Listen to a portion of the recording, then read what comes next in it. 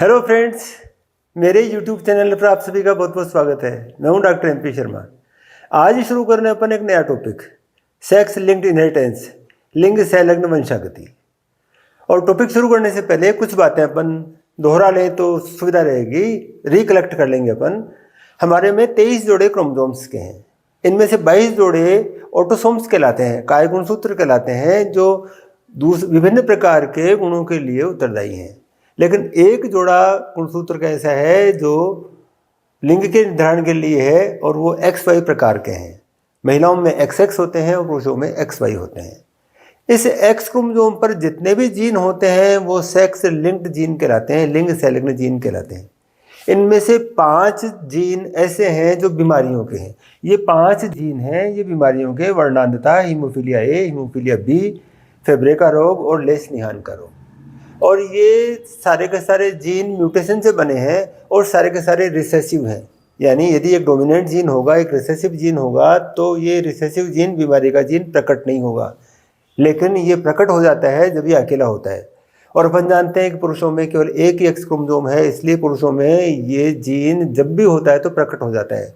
और महिलाओं में क्योंकि 2 X क्रोमोसोम होते हैं, इसलिए महिलाओं में ये प्रकट सामान्यतया नहीं हो पाते हैं। महिलाओं में प्रकट होते हैं, लेकिन कैसी परिस्थितियों में, इसको भी समझेंगे अपन।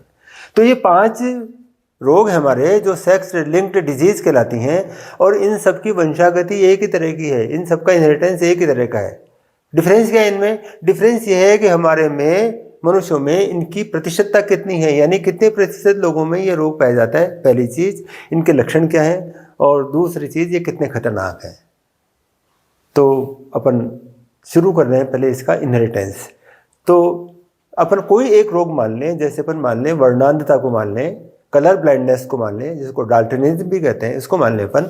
तो ये एक कोई पुरुष है जो वर्णांध है, और ये सामान्य महिला है, इसकी पत्नी है ये सामान्य है, और इन दोनों की शादी हुई, इनके बच्चे हुए। तो यहाँ पर ये 2 प्रकार के शुक्राणु बनेंगे। इस X क्रोमोसोम को अपन लाल रंग का, जो बीमारी वाला है, जिसमें बीमारी का जीन है, जो रिसेसिव जीन है, उसको अपन लाल रंग का चिन्हित कर रहे हैं। यहाँ पर कुछ और चिन्ह भी मैंने समझाने के हिसाब से बनाए हुए हैं। ये तो स्वीकृत चिन्ह है, ये पुरुष के लिए है, और ये जेनेटिक्स में मेल के लिए अपन ने कई बार काम में लिया है, ये महिला के लिए है, और ये चिन्ह भी महिलाओं के लिए है। रेसिप्रोकल क्रॉस में अपन ने काम में लिया है इसको। N का मतलब मैंने यहाँ सामान्य माना है, C का मतलब वहाँ करियर माना है, और D का मतलब डिजीज्ड माना है। डिजीज्ड को ऐसे पेडिग्री एनालिसिस में इस तरह से चिन्हित किया जाता है। तो अपन ये मान रहे हैं यहाँ पर 2 प्रकार के स्पर्म और 1 प्रकार के अंडे, ये निषेचन की 2 प्रकार की संभावना। और अपन जानते हैं कि पुत्री और पुत्रों का रेशियो 1:1 होता है, ये यूजुअल बात है। ये अपन यहाँ पर इस बीमारी की बात करते हैं तो ये X क्रोमोसोम यहाँ चला गया, क्योंकि पिता का X क्रोमोसोम कभी भी पुत्र में नहीं जाता, वो तो पुत्रियों में ही जाता है। तो यहाँ गया ये, और यहाँ पर जो X क्रोमोसोम आया माता से आया।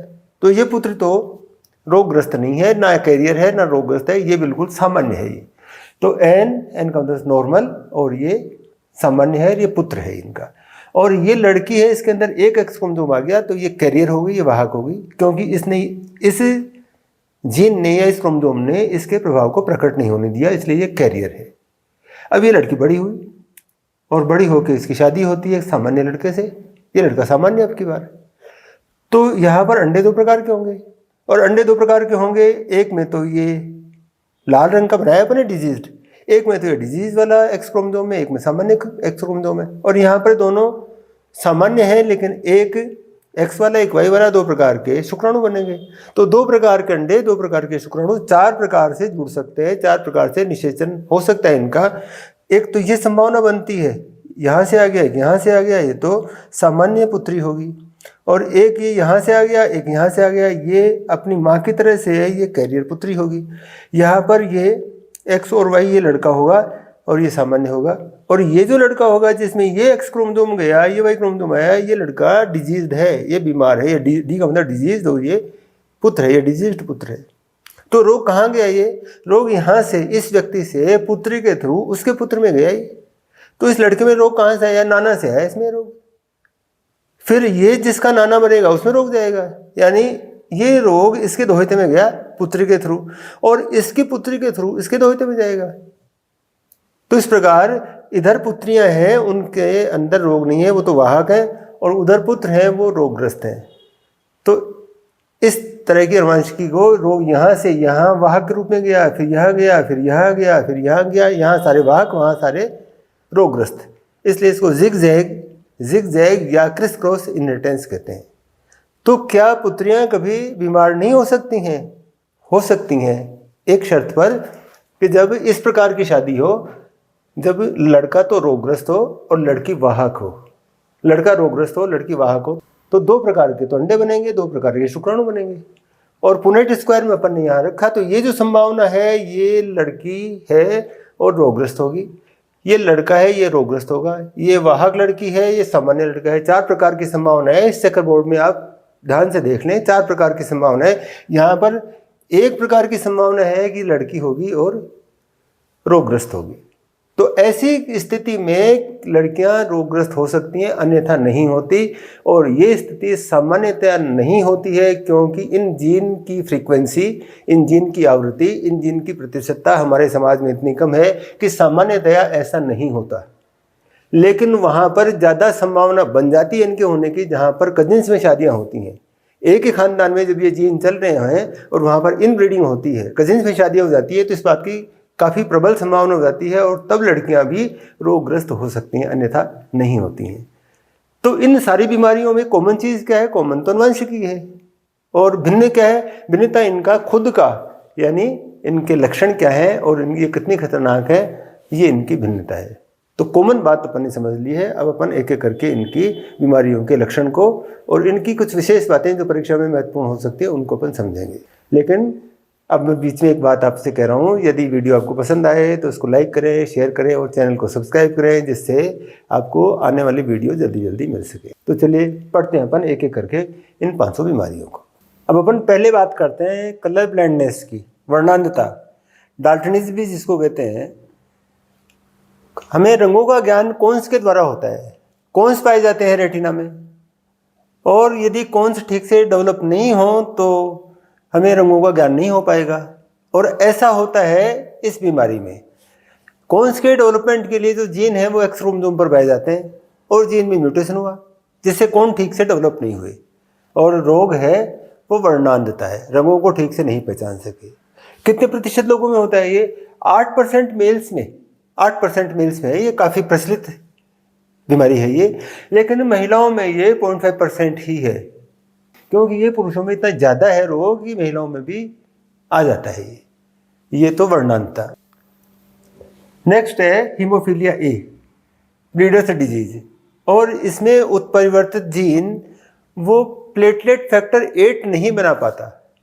रक्त का थक्का बनाने के लिए फैक्टर्स हैं, उनमें 8वां फैक्टर प्लेटलेट फैक्टर कहलाता है और इसको बनाने वाला जीन होता है एक्स क्रोमोसोम पर, और म्यूटेशन से ये फैक्टर नहीं बन पाता और इसलिए रक्त का स्राव होता रहता है। थोड़ा सा भी घाव हो जाए तो रक्त का स्राव होता रहता है, रक्त का बहना बंद नहीं होता, और ये ब्रिटेन के राज परिवार का रोग कहलाता है। और मेल्स में इसका प्रतिशतता ये इतनी है, और मेल्स में भी इतना कम है ये कि फीमेल के अंदर तो रेयर केसेज के अंदर ही होता है, रेयरेस्ट ऑफ रेयर है। फिर नेक्स्ट है क्रिसमस रोग, इसको हीमोफीलिया बी कहते हैं। और फैक्टर 9, ब्लड क्लॉटिंग का फैक्टर 9। और एक और ध्यान रखें, इन फैक्टर्स को अपन रोमन में लिखते हैं, रोमन में लिखते हैं अपन इसको इस तरह की संख्याओं में 1 2 3 4 5 ऐसे नहीं लिखते, 1st 2nd 3rd 4th इस तरह से लिखते हैं अपन। इसको क्रिसमस फैक्टर कहते हैं। Factor 9 is known as Christmas factor, और क्रिसमस फैक्टर को बनाने वाला जीन भी एक्स क्रोमोसोम पर है जिसमें म्यूटेशन हुआ और ये फैक्टर नहीं बन पाता, इसलिए इस हीमोफीलिया बी को क्रिसमस का रोग भी कहते हैं। और इसका प्रतिशत तो बहुत कम है, 40,000 में से एक आदमी में पाया जाता है ये, तो रेयरेस्ट है ये तो, लेकिन है रिपोर्टेड है, इसलिए अपन पढ़ रहे हैं इसको। इस प्रकार ये 3 रोग, कलर ब्लाइंडनेस, हीमोफीलिया ए और हीमोफीलिया बी। नेक्स्ट है फेब्रे का रोग, और ये बहुत कम लोगों में पाया जाता है, 1 लाख से 5 लाख व्यक्तियों में से किसी एक में। और इसके अंदर जो एंजाइम है वो अल्फा गैलेक्टोसाइडेज एंजाइम नहीं बन पाता है, और ये लाइसोसोम का एंजाइम है, इसलिए इसको लाइसोसोमल डिजीज भी कहते हैं।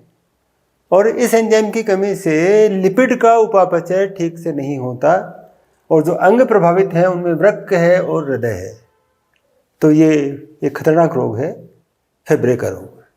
लेकिन वही इसका जो जीन है जिसके द्वारा एंजाइम बनता है वो एक्स क्रोमोसोम पर है। लास्ट में है लेश-निहान का रोग, और लेश-निहान के रोग में जो एंजाइम नहीं बनता है वो HPRT एंजाइम नहीं बनता, और इस एंजाइम की कमी के कारण ब्लड में यूरिया की और इस एंजाइम की कमी के कारण रक्त में यूरिक अम्ल की मात्रा इतनी बढ़ जाती है कि यूरिन में भी खूब उत्सर्जन होता है और खतरनाक स्थिति का गाउट होता है, आर्थराइटिस होती है, और जो दूसरे अंग प्रभावित होते हैं उनमें वृक्क प्रभावित होता है, और ये घातक रोग है। लेकिन इसका प्रतिशत भी 3,80,000 में से 1 में है। तो इस प्रकार ये 5 विकार जो एक्स क्रोमोसोम पर पाए जाने वाले जीन के कारण होते हैं, और पुरुषों में इसलिए प्रकट हो जाते हैं कि उनके अंदर एक एक्स क्रोमोसोम है, और महिलाओं में इसलिए प्रकट नहीं हो पाते हैं क्योंकि उनके अंदर 2 एक्स क्रोमोसोम होते हैं। तो एक क्रोमोसोम उनको जो सामान्य है वो बचा लेता है इन बीमारियों से। तो चलिए मिलते हैं नए वीडियो में नए टॉपिक के साथ में, तब तक बाय।